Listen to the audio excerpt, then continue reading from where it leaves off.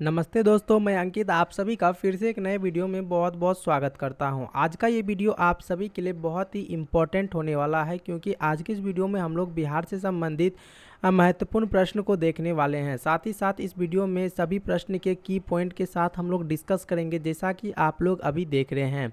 आप लोगों को बता दो कि आप लोग किसी भी प्रायोगिक परीक्षा की तैयारी कर रहे हैं, चाहे आप लोग वनडे एग्जाम की तरह तैयारी कर रहे हैं, रेलवे, बिहार पुलिस से, या किसी भी प्रायोगिक एग्जाम की, तो ये वीडियो आप सभी के लिए काफ़ी इंपॉर्टेंट होने वाला है। आपको इस वीडियो से काफ़ी ज़्यादा हेल्पफुल मिलेगी एग्ज़ाम में। तो आप अगर पहली बार चैनल पे आए हैं तो प्लीज़ चैनल को सब्सक्राइब कर लीजिएगा। तो चलिए बिना किसी देरी के वीडियो को शुरू करते हैं और आज के सभी प्रश्नों को अच्छे से समझने का कोशिश करते हैं। चलिए, पहला प्रश्न आप लोगों के सामने है आपके स्क्रीन पे और आप लोग इसका आंसर बताइएगा। मूल रूप से बिहार शब्द का क्या अर्थ है, बताइए। तो बौद्ध मठ, देवदूतों की भूमि, हरियाली का प्रदेश या आर्य प्रदेश। इसका बिल्कुल सही आंसर ऑप्शन नंबर ए हो जाएगा, बौद्ध मठ। इसका हम लोग कुछ अगर की पॉइंट के बारे में डिस्कस करेंगे तो पहला की पॉइंट आप लोग को देखने को मिलेगा कि बिहार शब्द की उत्पत्ति संस्कृत के बिहार से हुई है, यानी कि बिहार लिखा हुआ है लेकिन इसमें आपको थोड़ा सा अंतर वर्ड में देखने को मिलेगा। साथ ही साथ अगर आप बिहार का अर्थ के बारे में जानना चाहेंगे तो इसका अर्थ होता है मठ, आश्रम या निवास स्थान। निवास स्थान होता है, खास करके बौद्ध भिक्षुओं का ये जो निवास स्थान है वो हुआ करते थे। ठीक है, तो यानी कि बिहार का जो अर्थ है वो मठ होता है, आश्रम होता है। ठीक है, यहाँ तक क्लियर हो गया। चलिए आगे बढ़ते हैं। प्रसिद्ध स्थल क्या क्या है बिहार के, तो देखिए नालंदा विश्वविद्यालय और विक्रमशिला विश्वविद्यालय के आसपास कई बिहारी मौजूद थे। ठीक है, यहाँ पे जैसे कि नालंदा विश्वविद्यालय सबसे बहुत ही प्राचीन विश्वविद्यालय माना जाता था, साथ ही साथ विक्रमशिला विश्वविद्यालय, ये सब बिहार को कहीं ना कहीं बहुत ही गौरव फील करवाए हैं। ठीक है, चलिए आगे देखिए। गौतम बुद्ध के समय बिहार बौद्ध शिक्षा और धर्म का प्रमुख केंद्र था। जब गौतम बुद्ध थे तो बिहार जो है मुख्य रूप से किसके लिए जाने जाते थे, तो बौद्ध शिक्षा और धर्म का मुख्य यहाँ पे केंद्र यानी सेंटर पॉइंट यहाँ पे माना जाता था गौतम बुद्ध के समय में। और अन्य इसका प्रांत नाम क्या था, यानी कि अन्य नाम बिहार का क्या था। प्राचीन समय में इस क्षेत्र को मगध के नाम से भी जाना जाता है। ठीक है, मगध के नाम से भी जाना जाता है। चलिए आगे बढ़ते हैं। अगला प्रश्न देखिए, बहुत ही अच्छा प्रश्न है कि बिहार दिवस कब मनाई जाती है। आपके पास ऑप्शन 4 है, 20 मार्च, 21 मार्च, 22 मार्च, 25 मार्च। अगर आप लोगों को वीडियो इन्फॉर्मेटिव लग रही हो तो प्लीज़ सभी लोग सब्सक्राइब कर लीजिएगा। इसी कॉन्सेप्ट बेस आगे आप लोगों को और भी वीडियो मिलता रहेगा और आप लोग अपना जो टॉपिक है वो भी डिस्कस दे सकते हैं कमेंट बॉक्स में कि आप लोगों को आगे कौन सा टॉपिक पे वीडियो चाहिए। चलिए आगे देखिए, इसका राइट आंसर हो जाएगा 22 मार्च, बिल्कुल सही आंसर हो जाएगा। इसके की पॉइंट के बारे में अगर हम चर्चा करें तो 22 मार्च 1912 को बिहार जो है बंगाल प्रेसिडेंसी से अलग कर एक नया प्रांत बनाया गया था। ठीक है, यहाँ तक आप लोगों को क्लियर हो गया कि 22 मार्च को 1912 को बिहार जो है बंगाल प्रेसिडेंसी से अलग होकर एक नया प्रांत बना था। ठीक है, उसी के साथ देखिए 1912 में बने प्रांत का नाम था बिहार एंड ओडिशा प्रोविंस। ठीक है, अब देखिए आगे बात करते हैं। तो अगर आगे देखें तो यह परिवर्तन दिल्ली दरबार 1911 के बाद लागू हुआ था। इस टाइप से अगर आप सभी प्रश्न के की पॉइंट को देखते हैं तो काफ़ी ज़्यादा आपको एग्जाम में डीप से भी अगर क्वेश्चन पूछे जाते हैं तो कहीं ना कहीं आपको देखने को मिलेगा। साथ ही साथ देखिएगा 1936 में उड़ीसा को बिहार से अलग कर दिया गया था। आपको ध्यान रखना है कि उड़ीसा जो है कब बिहार से अलग हुआ था, तो 1936 में। ये सब क्वेश्चन बहुत ही इंपॉर्टेंट फैक्ट आप लोगों के एग्जाम के लिए है। और देखिए 15 नवंबर 2000 को झारखंड राज्य गठन। ठीक है, 2000 के तहत झारखंड अलग हो गया था। झारखंड कब अलग हो गया था, तो 15 नवंबर 2000 को झारखंड पूर्ण रूप से अलग हो गया था। चलिए आगे बढ़ते हैं। अगला प्रश्न देखिए, बिहार का राजकीय भाषा क्या है। हिंदी व उर्दू, संस्कृत व उर्दू, हिंदी व संस्कृत, इनमें से कोई नहीं। देखिए इसका बिल्कुल सही आंसर ऑप्शन नंबर ए हो जाएगा, हिंदी व उर्दू बिहार का राजकीय भाषा है। ठीक है, इसी के साथ अगर हम किसके की पॉइंट को डिस्कस करें तो बिहार में हिंदी जो है प्रशासनिक और सरकारी कार्यों की मुख्य भाषा है। यानी कि अगर हम बात करें प्रशासनिक और सरकारी जो कार्यालय होते हैं उसमें जो काम होते हैं उन सभी के लिए हिंदी जो है वो मुख्य भाषा यानी कि प्राइमरी जो लैंग्वेज है आपको रखा गया है। इसी के साथ साथ देखिए उर्दू को 1981 में दूसरी आधिकारिक भाषा का दर्जा मिला है। उर्दू को कब? 1911 ईस्वी में, ठीक है, सॉरी 1981 ईस्वी में, ठीक है। इसी के साथ अगर हम अगले पॉइंट को देखें तो बिहार में कई क्षेत्रीय भाषाएं भी बोली जाती, जैसे कि भोजपुरी, मैथिली और मगही। ये सभी क्या है? बिहार के जो कह सकते हैं ये क्षेत्रीय भाषा है, ठीक है। इसी के साथ अगर हम लोग आगे बात करते हैं तो मैथिली को भारत के संविधान की 8वीं अनुसूची में शामिल किया गया है। मैथिली को अगर आपसे कोई पूछ दे कि भारत के कौन संविधान के कितनी अनुसूची में शामिल किया गया है, तो आप लोग बता दीजिएगा कि 8वीं अनुसूची में शामिल किया गया है। चलिए आगे बढ़ते हैं। अगर आपको वीडियो अच्छा लग रहा हो तो प्लीज़ सभी लोग सब्सक्राइब कर लीजिए। अब इसी टाइप के आपको क्वेश्चन देखने को मिलेंगे पूरे कंसेप्ट बेस। देखिए बिहार में कितने प्रमंडल है, फटाफट से बता दीजिए। 7, 8, 9, 11। इसका जो बिल्कुल राइट आंसर हो जाएगा सी हो जाएगा। 9 प्रमंडल बिहार में है। इसका की पॉइंट हम लोग डिस्कस करते हैं जो कि बहुत ही इंपॉर्टेंट है।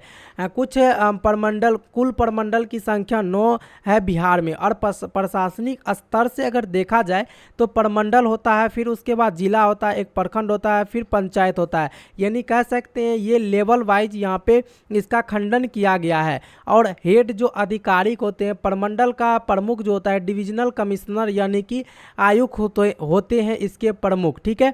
इसी के साथ अगर देखा जाए हर एक प्रमंडल में 3 से 6 जिले शामिल होते हैं, ठीक। कितने जिले? 3 से 6 जिले शामिल होते हैं। चलिए आगे बढ़ते हैं इसी तरह के अच्छे अच्छे प्रश्न के साथ। बताइएगा कि बिहार में सर्वाधिक जनसंख्या वाला जिला कौन सा है? बेगूसराय, दरभंगा, पटना, मधुबन। जल्दी से बताइए। इसका बिल्कुल राइट आंसर सी हो जाएगा, पटना हो जाएगा, बिल्कुल सही आंसर। अगर हम लोग कुछ इसके इंपॉर्टेंट बिंदु को देखें तो सबसे बड़ा जिला जनसंख्या में पटना है, ठीक है। अब यहाँ पे देखिए 72 लाख से अधिक जो अनुमानित आबादी है 2025 तक बताई गई है। इसी के साथ अगर यहाँ का कारण क्या है, यानी कि कई चीज़ों का एक मेन पॉइंट होता है, ठीक है। और यहाँ जो पटना है, यहाँ जो जनसंख्या में सबसे अधिक होने का कारण है कि राजधानी होने का कारण सबसे इम्पोर्टेंट है। साथ ही साथ शहरीकरण प्लस रोजगार यानी कि अवसर यहाँ पे कुछ जो है वो ज़्यादा मिलते हैं, जिसके कारण यहाँ पे जनसंख्या ज़्यादा है, ठीक है। अगर हम दूसरा की पॉइंट देखें तो दूसरा सबसे बड़ा जिला पूर्वी चंपारण है, ठीक है। दूसरा यानी सेकेंड नंबर का सबसे जो बड़ा जिला है पूर्वी चंपारण है। न्यूनतम जनसंख्या वाला जिला शेखपुरा है। इसी के साथ क्षेत्रफल की दृष्टि से सबसे बड़ा जिला जो है वो पश्चिम चंपारण है। चलिए आगे बढ़ते हैं। और बहुत ही अच्छा है और बहुत ही सुंदर सा प्रश्न है कि बिहार में नमक सत्याग्रह जो है आरंभ हुआ था। 6 फरवरी 2021 को, 6 फरवरी 1929 को, 15 अप्रैल 1930 को, 7 अप्रैल 1934 को। बिल्कुल राइट आंसर सी हो जाएगा। 15 अप्रैल 1930 को जो है बिहार में नमक सत्याग्रह आरंभ हुआ था। इसका जो मेन नेतृत्व थे, ठीक है, जो इसका नमक सत्याग्रह आरंभ हुआ था 1930 में, जो महात्मा गांधी के नेतृत्व में हुआ था। यानी महात्मा गांधी इसको स्टार्ट किए थे। नमक सत्याग्रह की शुरुआत दांडी मार्च 12 मार्च, ठीक है, 1930 से शुरू हुई थी। कब हुआ था? तो 12 मार्च 1930 से दांडी मार्च के तहत ये चालू किया गया था। यह सविनय अवज्ञा आंदोलन का हिस्सा था। यह किसका हिस्सा था मेरे भाई? जो सविनय अवज्ञा आंदोलन का हिस्सा था। अगर इसके बाद हम लोग डिस्कस करें चंपारण सत्याग्रह, तो 1917 इसका जो स्थान है चंपारण है। नेतृत्व महात्मा गांधी के द्वारा ही किया गया था और मुद्दा नील की खेती को रोकना था। महात्मा गांधी के द्वारा भी काफ़ी आंदोलन किए गए थे। और उसके बारे में एक दो आंदोलन देखिए। भारत छोड़ो आंदोलन 1942 में प्रमुख इसका जो स्थान है पटना है, आरा है और भागलपुर है, ठीक है। ये कुछ महात्मा गांधी जी के द्वारा यानी बापू जी के द्वारा ये जो है जो सत्याग्रह ये जो है आपको सत्याग्रह आंदोलन है ये सभी किए गए थे, ठीक है। चलिए आगे बढ़ते हैं। अगला प्रश्न देखिए। बिहार विधानसभा में वर्तमान में कितने सदस्य है? बताइए तो। 240, 243, 245 या 246? इसका बिल्कुल सही आंसर होगा 243। इसका बिल्कुल सही आंसर हो जाएगा, ठीक है। अगर हम लोग इसके की पॉइंट को डिस्कस करते हैं तो बिहार विधानसभा में वर्तमान में कुल 243 सदस्य यानी कि एमएलए होते हैं, ठीक है। और इसका कार्यकाल का अगर हम बात करें तो 5 वर्ष इसका कार्यकाल होता है। साथ ही साथ इसमें द्विसदनीय विधानमंडल, जिसमें कि पहला होता है विधानसभा 243 243 सदस्य इसमें होते हैं और विधान परिषद उसमें 75 सदस्य होते हैं। साथ ही साथ अगर हम बात करें सदस्य का जो नाम होता है वो एमएलए होता है, जो कि मेंबर ऑफ लेजिस्लेटिव असेंबली होते हैं। ठीक है, इसका ट्रिक की अगर हम बात करें, ट्रिक की मदद से कैसे याद रख सकते हैं, तो 243 सीट, 122 बहुमत और 5 साल का यहाँ पे सरकार होता है। ठीक है, चलिए आई होप कि आपको यहाँ तक क्लियर हो गए होंगे सभी चीज़ें। अब चलिए आगे बढ़ते हैं। बहुत ही अच्छा प्रश्न है। बिहार झारखंड जो है बिहार से कब पृथक हुआ था, कब अलग हुआ था? 15 नवंबर 2000 को, 25 नवंबर 2001 को, 23 नवंबर 2002 को, और इनमें से कोई नहीं। मैंने आपको पहले ही क्वेश्चन में बिहार झारखंड कब अलग हुआ था उसके बारे में बता दिए थे। अब देखिए इसका बिल्कुल सही आंसर हो जाएगा ए, 15 नवंबर 2000 को बिहार से जो है झारखंड पृथक हो गए थे। यह भारत का 28वां राज्य बना था। झारखंड कौन सा राज्य बना था मेरे भाई? 28वां राज्य बना था। अगर 15 नवंबर को इसलिए चुना गया क्योंकि यह बिरसा मुंडा की जयंती है, यानी कि 15 नवंबर को ही क्यों बिहार से झारखंड अलग होने का यहाँ पे चर्चा हुआ था, इसी दिन को क्यों चुना गया, तो क्योंकि यहाँ पे बिरसा मुंडा की जयंती था, इसलिए आप लोग इसको याद रखिएगा।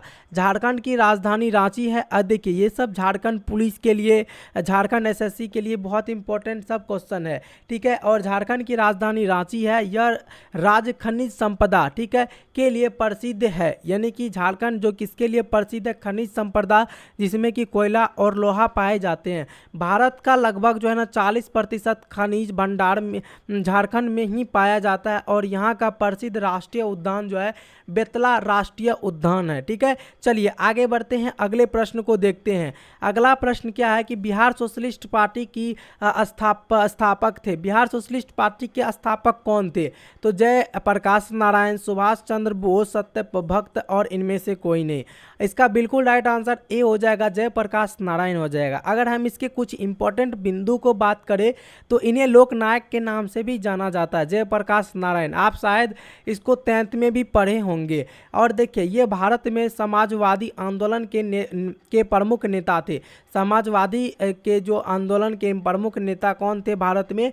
तो लोकनायक यानी कि जयप्रकाश नारायण। झारखंड की राजधानी, यानी ये पीछे वाला का पॉइंट आ गया है, यह राज्य खनिज संपदा के लिए इंपॉर्टेंट है भारत का लगभग। चलिए कोई दिक्कत नहीं, ये पहले वाला ही पॉइंट आ गया। ठीक है, अब देखिए आज के लिए देखिए हम लोग इतना ही रखेंगे। अब आप लोगों को अगला कौन सा टॉपिक देखना है, या किस एग्जाम का आप लोग प्रिपरेशन कर रहे हैं, या उसमें कोई दिक्कत आ रहा हो तो आप लोग ज़रूर बताइएगा। और आप लोगों को वीडियो अच्छा लगा हो तो प्लीज़ सभी लोग सब्सक्राइब कर दीजिएगा, ताकि आप लोगों को समय समय पर सभी जो अपडेट है, वीडियो का नोटिफिकेशन है, वो मिल पाए। और आप लोग टेलीग्राम में जुड़ के क्विज करना चाहते हैं तो आप लोग ज़रूर ज्वाइन हो जाइएगा। मिलते हैं अगले वीडियो में। जय हिंद।